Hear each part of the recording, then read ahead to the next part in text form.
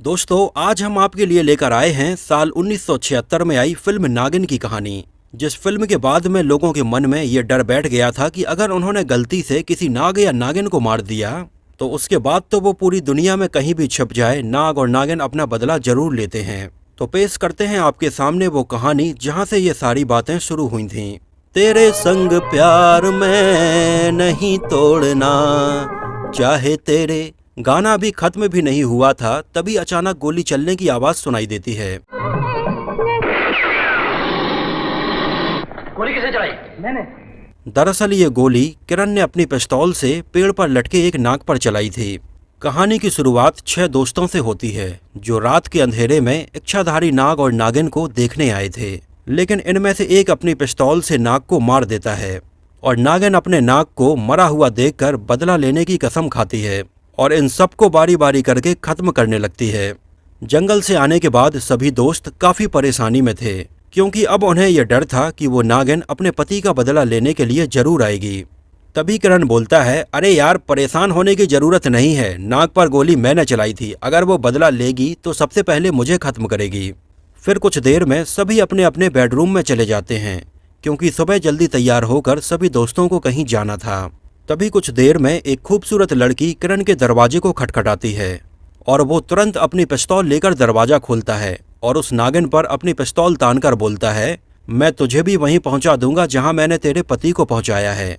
तो वो नागिन थोड़ी मीठी मीठी बातें करके उसे अपने प्यार का दिलासा देने लगती है और बोलती है, आज तक मैं उस नाग के बस में थी, लेकिन अब उसके जाने के बाद मैं आपके साथ में रहना चाहती हूँ। और बेचारा किरण भी बाकी मर्दों की तरह ही उस पर विश्वास करके उसे अंदर ले जाता है। लेकिन जैसे ही वो दोनों शीशे के सामने पहुंचते हैं तो किरण देखता है कि मेरे हाथ में तो नागिन है। और वो नागिन उसे अपना असली सच बताती है और कहती है कि तुम ये राज अपने दोस्तों को बताने के लिए जिंदा नहीं रहोगे। फिर अगली सुबह हमें देखने को मिलता है कि सभी दोस्त तैयार होकर किरण के रूम के पास जाते हैं और वो देखते हैं कि दरवाजा तो अंदर से बंद था, लेकिन काफी बुलाने के बाद भी जब दरवाजा नहीं खुला तो वो उसे तोड़ देते हैं और सामने देखते हैं कि बेड पर किरण की लाश पड़ी थी और जहर से उसका चेहरा पूरा नीला हो गया था। और ये अनहोनी देखकर सभी दोस्त एकदम घबरा जाते हैं, क्योंकि अब वो पूरी तरह से समझ चुके थे कि नागिन ने अपने बदले की शुरुआत कर दी है। और अब तो सोते जागते उन सभी को उस नागिन का डर सताने लगा था। तभी राजेश की माँ एक तांत्रिक को अपने घर बुलाती है। तब कहीं जाकर राजेश का डर खत्म होता है। अब राजेश अपनी गर्लफ्रेंड के साथ में होटल में कुछ काम से गया था, लेकिन तभी अचानक से रीटा राजेश के घर आकर उसकी माँ से पूछती है कि राजेश कहाँ है। तो माँ जी जवाब देती हैं कि अभी तो तुम राजेश के साथ खुद बाहर गई थी और हमसे ही पूछ रही हो कि राजेश कहाँ है। तभी वहाँ दरवाजे पर खड़ा हुआ विजय ये सारी बातें सुन लेता है, जिसे तुरंत शक होता है कि राजेश रीटा के साथ नहीं बल्कि उस नागिन के साथ है। और वो तुरंत वहां से माँ और रीटा को लेकर निकल पड़ता है। लेकिन तब तक वो नागिन राजेश को खत्म करके वहां से भाग जाती है। और जब ये तीनों कमरे में जाते हैं तो देखते हैं कि राजेश की लाश सामने पड़ी थी। और ये देखने के बाद अब उन चारों दोस्तों को नागिन का डर और ज्यादा सताए जा रहा था। तभी विजय उन सभी को एक सपेरे के पास ले जाता है, जो उन सभी को एक ताबीज देता है और फिर वो अपने घर चले जाते हैं। अगले सीन में हमें दिखाया जाता है कि उदय की पत्नी का भाई बीमार है। तभी उदय अपनी बीवी को रात में ही स्टेशन पर छोड़ने के लिए निकल पड़ता है, लेकिन तभी अचानक से उसकी गाड़ी का टायर खराब हो जाता है। लेकिन किस्मत के चलते वहां विजय अपनी गाड़ी लेकर आ जाता है और फिर उदय विजय की गाड़ी पर ही उसे स्टेशन छोड़ देता है।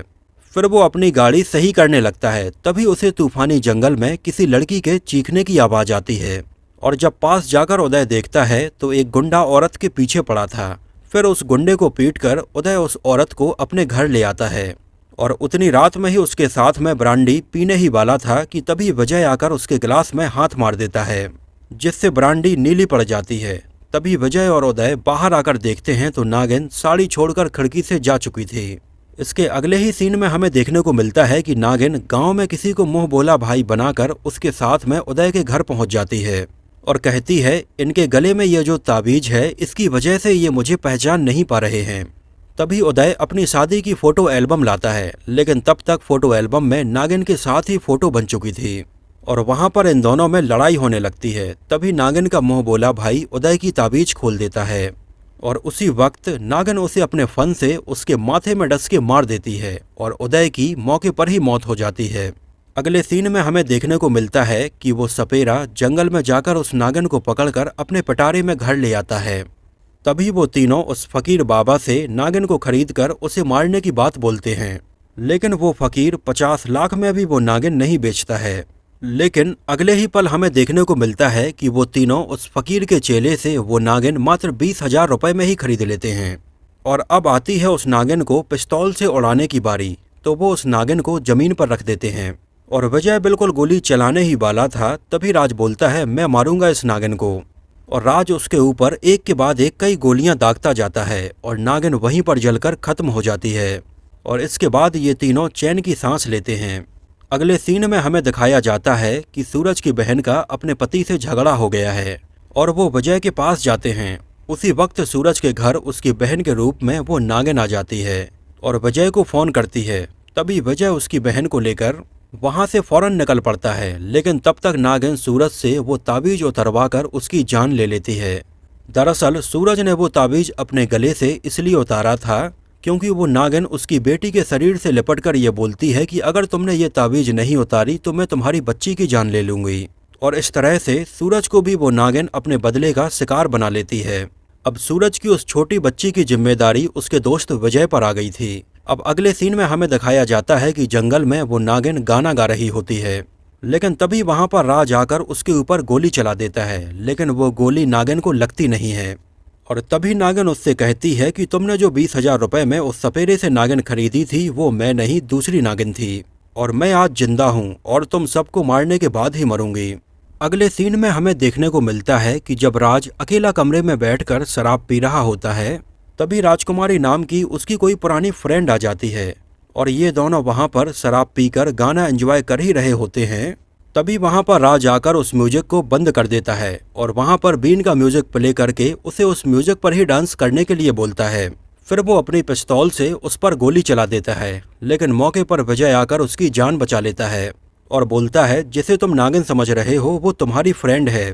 फिर कुछ देर में राजकुमारी बाथरूम से निकलती है, लेकिन तभी उसका वहां पर पैर फिसल जाता है और तभी वो नागिन उसका रूप धारण करके अपने 5वें शिकार राज को भी अपने जहरीले फन से खत्म कर देती है।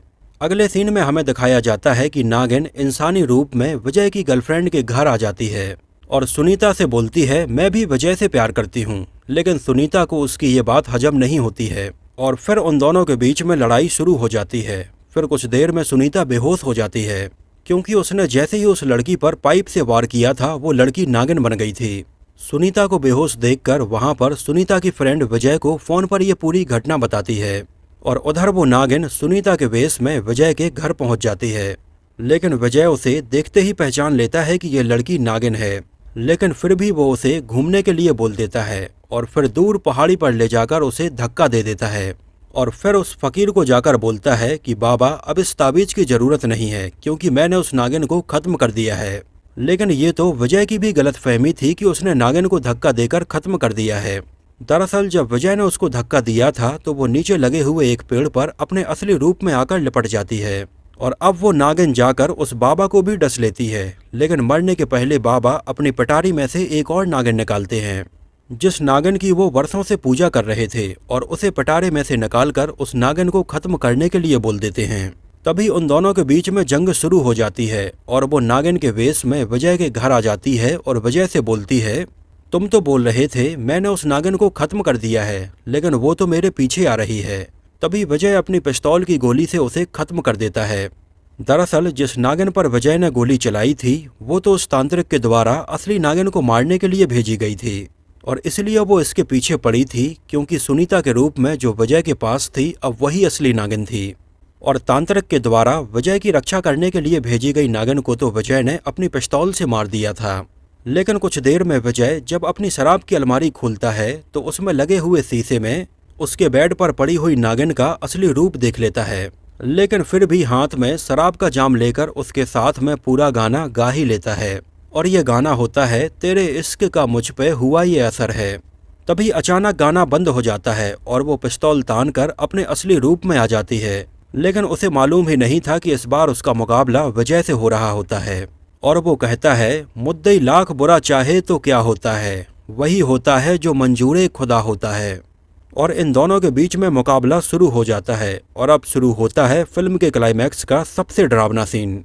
दरअसल वो छोटी बच्ची फ्लैट के बाहर लगी खिड़की के पास लटक गई थी, जिसे बचाने के लिए विजय कमरे में आता है, लेकिन वो नागिन अब दरवाजे को अंदर से बंद कर लेती है। तभी उसे मजबूरन फ्लैट के सबसे ऊपरी फ्लोर पर जाकर दूसरी बिल्डिंग पर जाने का रास्ता सूझता है और वो वहां रखी रस्सी की मदद से उस बिल्डिंग पर रस्सी से लटक कर जाने लगता है। तभी वो नागिन भी उस रस्सी पर ही आ जाती है और अब तो बिल्कुल ऐसा लग रहा था कि मानो वो नागिन हर हाल में उसे खत्म कर ही देगी।